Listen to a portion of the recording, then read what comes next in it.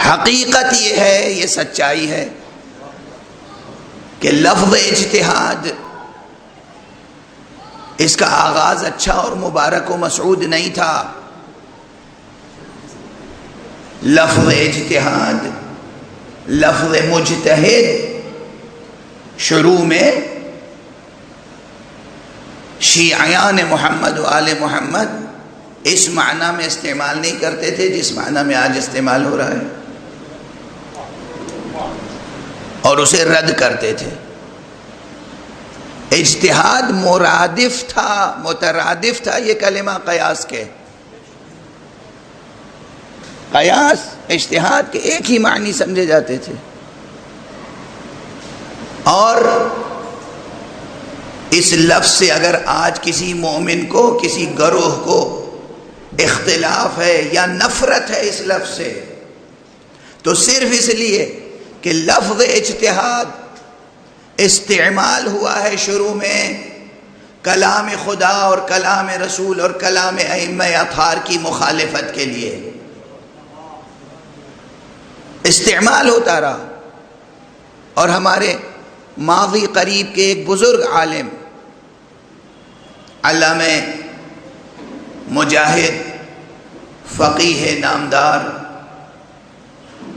آیت اللہ سید شرف الدین عاملی صاحب کتاب المراجعات، انہوں نے ایک کتاب اس عنوان سے بھی لکھی کہ النص والاجتہاد، پوری کتاب ہے النص والاجتہاد، پوری کتاب ہے۔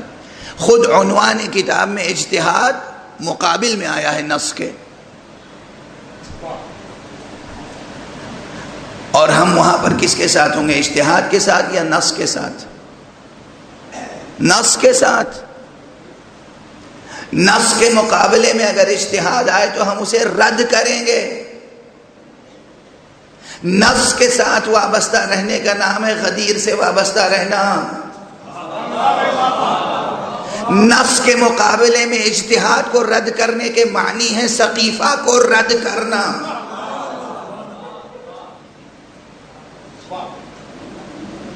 آپ دیکھیے کہ لفظ اجتہاد کہاں سے شروع ہوا تھا۔ اس لیے یہ مثال کیوں دے رہا ہوں، یہ حوالہ کیوں دے رہا ہوں، یہ ریفرنس کیوں دے رہا ہوں؟ نفرتیں نہ کریں آپس میں، ایک لائن نہ کھینچ دیں، لال ریڈ لائن کھینچ دی۔ جس نے سوال کیا بس اسے ہم نے اپنی نظر سے گرا دیا، نہیں۔ قدر مشترک ولایت علی ابن ابی طالب ہے۔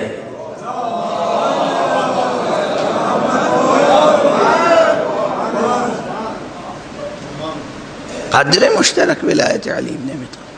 اگر ایک شخص دل میں ولایت علی ابن ابی طالب رکھتا ہے، آپ سے ہم سے سوال کر رہا ہے، ہم اجتہاد کے آج قائل ہیں، ہم مرجعیت کے قائل ہیں، ہم تفقہ کے قائل ہیں، ہمیں ناز ہے اور شکر ہے کہ ہمارے یہاں نظام اجتہاد زندہ ہے، اور ہم نے اس کافر اجتہاد کو مؤمن اجتہاد میں بدل دیا ہے۔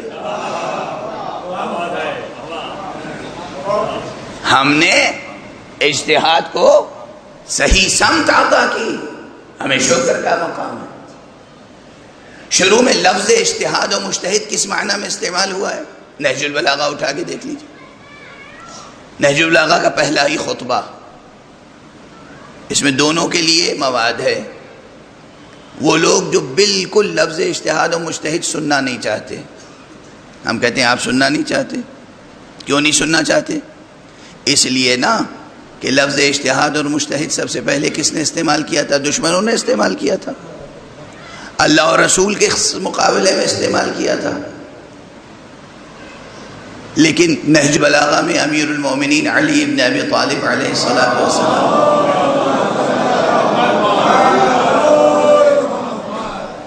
لا یؤدی حقہ المجتہدون، یا مجتہدون کیا ہے؟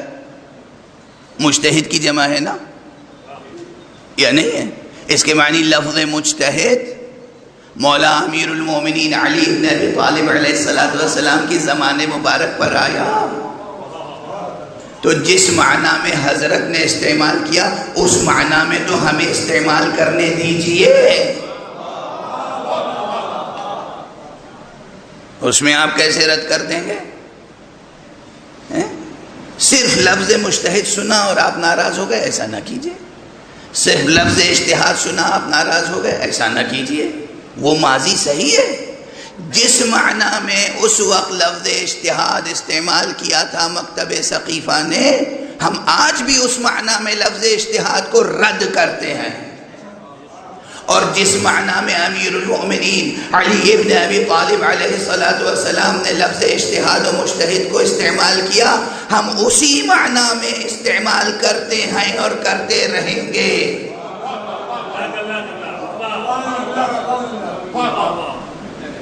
واضح ہے؟ تو یہ بحث کرنے کا مطلب اور یہ مثال دینے کا مقصد میرا کیا ہے اس وقت؟ لفظوں کو بت نہ بنائیں. بت خالی پتھر کے ہوتے ہیں کیا؟ لفظوں کو بت نہ بنائیں، ٹرمینالوجیز کو بت نہ بنائیں. قرآن مجید شاہد ہے، لوگ تو ہوا کو بھی بت بنا لیتے ہیں. ہوائے نفس، ہوا لفظ قرآن مجید میں موجود ہے، ہوا کو خدا بنا لیتے ہیں.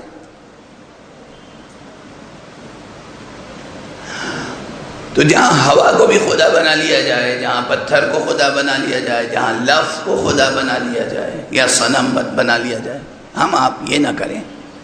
اور اسی لیے لفظ کو پکڑ کر اسے بت نہ بنائیے. ابھی لندن میں ایک سیمینار ہوا. اب وہ سیمینار کیا تھا؟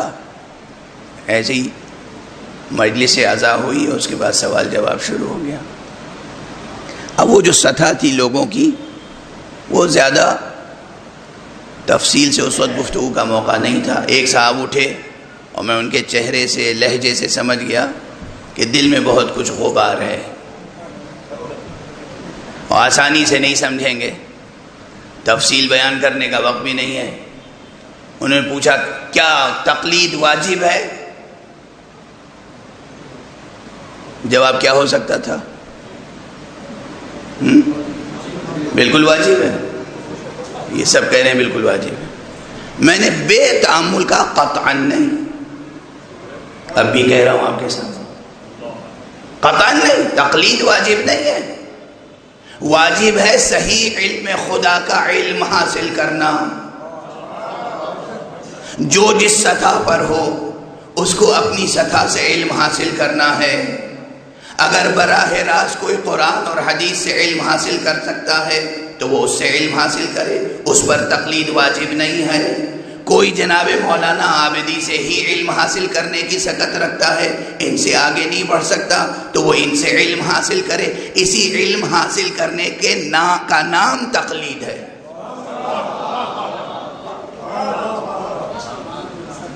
قدر مشترک کیا ہے؟ تقلید کو آپ خود کیوں بنائیں؟ لفظ کو کیوں؟ اس لفظ تقلید پر اتنا زور، اتنا زور. تقلید واجب ہے، تقلید واجب ہے، تقلید واجب ہے، تقلید واجب نہیں، تقلید واجب نہیں. تعلیم واجب ہے، تعلم واجب ہے، سیکھنا واجب ہے، سکھانا واجب ہے. سیکھنے اور سکھانے کے مرحلے ہیں یا نہیں ہے؟ وہ ابتدائی مرحلہ جس میں انسان کسی عالم سے مسئلے کو پوچھ کر عمل کرتا ہے، اس ابتدائی مرحلے کا نام تقلید ہے. آپ کو یہ نام پسند نہیں ہے، بدل دیجئے. حقیقت تو نہیں بدل جائے گی نام کے بدل دینے سے. نام بدل دینے سے، ٹرمینالوجی چینج کر دینے سے حقیقت بدل جائے گی کیا؟ نہیں بدل. لفظ کو بت نہ بنائیں، اصطلاح کو بت نہ بنائیں. علوم گوائیں. فقہ میں اصطلاحات کی تعریف بدل رہی ہے، نہیں بدل رہی ہے. عوام الناس کی نفسیات کو سامنے رکھیں، مریض کی نفسیات کو سامنے رکھیں. اگر کوئی مریض ایسا ہے کہ اسے کسی خاص دوا سے چڑ ہے، نفرت ہے، ہمیں دوا وہی اسے پلانی بھی ہے، تو ضروری ہے کہ ہم نام بتا کے دوا پلائیں؟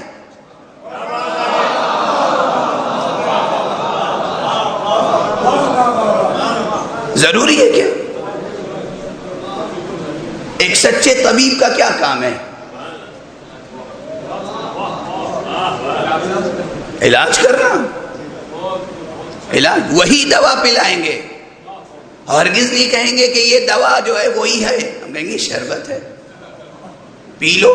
جب وہ شربت پی کے صحت مند ہو جائے گا تو خود ہی سمجھ جائے گا کہ وہی دوا ہمیں دی گئی تھی، خواہ ہمیں اس دوا سے چڑ تھی، شکر گزار ہوگا، شکریہ آپ کا، ہم صحت مند تو ہو گئے۔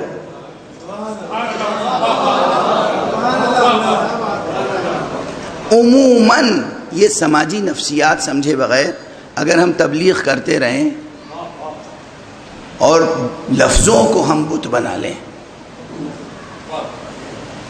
تو انتشار بڑھتا چلا جائے گا، جو دشمن کا مقصد ہے،